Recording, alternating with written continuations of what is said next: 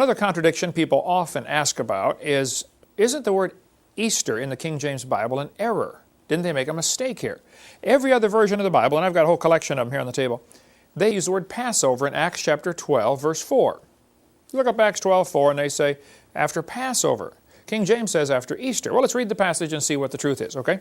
Now, about that time, Herod the king stretched forth his hands to vex certain of the church, and he killed James, the brother of John, with a sword. And because he saw it pleased the Jews, he proceeded further to take Peter also. Then were the days of unleavened bread.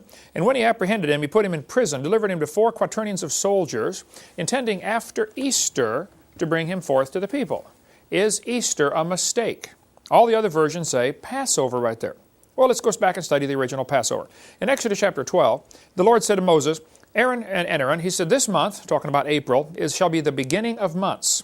It shall be the first month of the year to you. Speak unto all the congregation of Israel, in the 10th day of this month, take a lamb. April 10th, you pick out a lamb, keep it up for 4 days. On the 4th day, April 14th, you kill it and you eat it that night. That was the Passover when they were getting ready to go out of Egypt. Okay. And then you put the blood on the 2 side posts and on the top of your door. It says, they shall eat the flesh that night, April 14th. Kill the lamb, put the blood on the door, eat the lamb that night. Verse 11, it's the Lord's Passover. Eat it in haste, have your shoes on, hold your staff in your hand. Jews today still go through this, every year they go through the Passover celebration. Amazing to watch. We did this as a kid. My mom had us do this several times. We loved it, okay? Verse 14, this day shall be unto you a memorial. You shall keep it a feast. Verse 15, 7 days shall you eat unleavened bread. Here's the sequence. 10th day, pick out a lamb, watch it for 4 days, make sure no blemishes. 14th day, kill it. That night is the Passover. The death angel passed over the children of Israel if they had the blood on the doorpost. Eat it that night. For the next 7 days, you're going to be traveling around, running from Pharaoh, and so you eat unleavened bread. They had their kneading troughs, put the bread in there, but no leaven, wrapped it up, put it on their shoulder, carried it around through the wilderness, and ate unleavened bread for 7 days. That was the 7 days of unleavened bread. And they still today do that to commemorate the great Passover.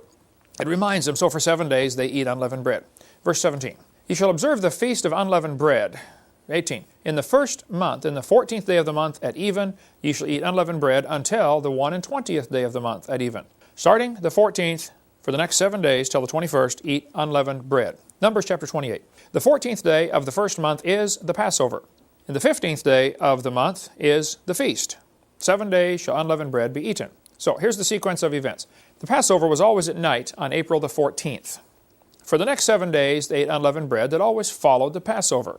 Now there was a pagan festival of Ishtar, or Ashtar, or today called Ishtar, Easter. That was a pagan festival that always came near the end of April. And it was so many days after the first full moon, and they had all kinds of formulas to figure out when this day comes. And we still use the same formulas today to calculate when Easter is.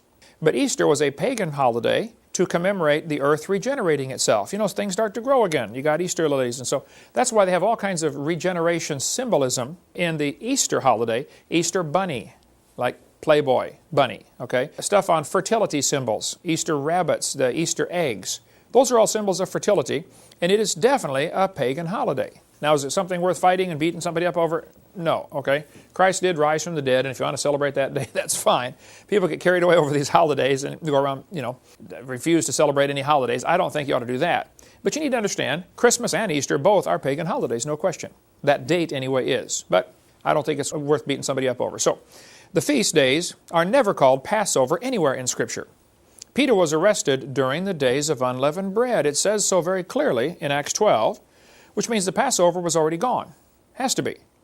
Herod wanted to kill him during his own pagan festival of Easter coming up in a few days. King James is the only version to get it right. Look at Acts 12 now, verse 3. Then were the days of unleavened bread. And when he apprehended him, he put him in prison, delivering to 4 quaternions of soldiers to keep him intending after Easter to bring him forth to the people. King James is the only one that got it right. The guy who invented the word Passover is William Tyndale. He made up that word, and he didn't use that word in Acts 12 in his translation.